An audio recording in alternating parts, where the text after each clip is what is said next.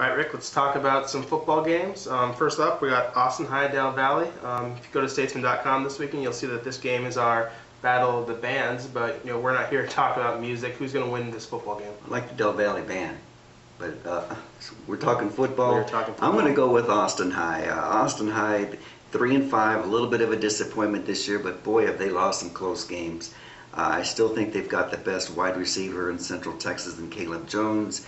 And they're just bound to win a game, and this is probably going to be for that last spot in the playoffs in that district. I see them maroons.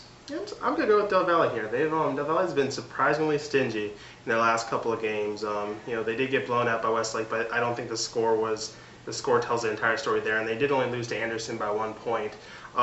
They have a running back, Xavier Holman. I think his nickname is Zip, and he has been just running all over the place during district play. So that Austin High defense is not good, so if they can exploit that, I think he can have a very big night. And I'm going to say Del Valley shocks a couple people, gets a slim win, and they might be playoff bound for a second straight year. Be cool. All right, second game. We're going to be talking about two teams that probably are not going to be in the playoffs, but Vandergrift Rouse, two new programs in 25-4A, both of them going through their first year. How do you see this one playing out? Well, I think if you have to look at them both, you have to say Vandergrift has had by far the better year just because they've won 3 ball games, and they gave Vista Ridge a tough game, 24-16. They lost last week, so I give Vandergrift the edge, even though I like Ty Gaddison, the quarterback at Rouse.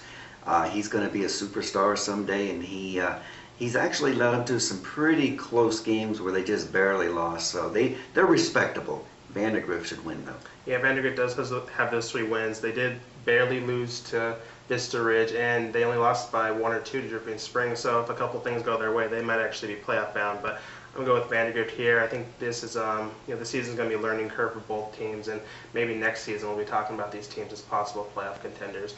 Third game on the docket: New Braunfels Canyon and Hayes.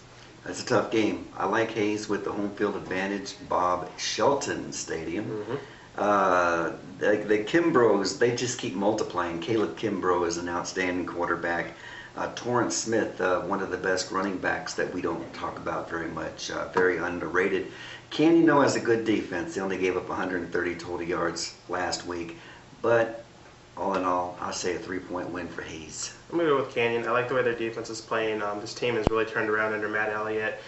2 of their losses on their resume are forfeit losses that they had to forfeit because of ineligible players. So their record doesn't tell the entire story, kind of like Westwood up there. So I like Canyon. I think their defense is going to be able to contain Kimbrough, and I'm picking them to get a win. All right, last game.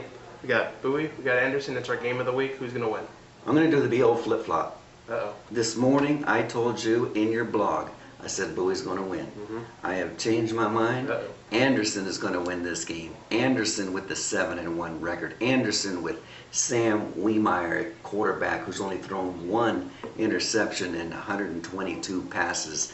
Watch it. 3-point win, overtime. Book it now. Okay. Anderson is going to win this one. All right, I'm going Bowie. Bulldogs. Surprise. Yeah. Bulldogs just need to hand off the ball to Braylon Sorrells. That's the key to victory. Let him do all the work, and if they need a field goal, they can rely on Eduardo Alexander because that kid has a leg. So I'm just saying the combination of those two is going to be just enough to get them past Anderson. But that defense over at Anderson is not anything to be, It's not, you don't overlook that defense, and I think Bowie might have done that last year, and Anderson came up and surprised them and did beat them last year. And I think Bowie's probably had this game circled on their calendar. They want revenge, and I think they're going to be able to get it. I'm going to say 3 points, but we'll go the other way on that one. So. Well, Sorrells has 940 yards, so he can break 1,000 yards in this game, so it could be a special game for him. He's not bad. All right, those are our games. As usual, check back in the paper on Saturday to see how we did, and check out statesman.com for our Battle of the Bands, our blogs, and our weekly chat. I think Del Valley's going to win that Battle of Bands.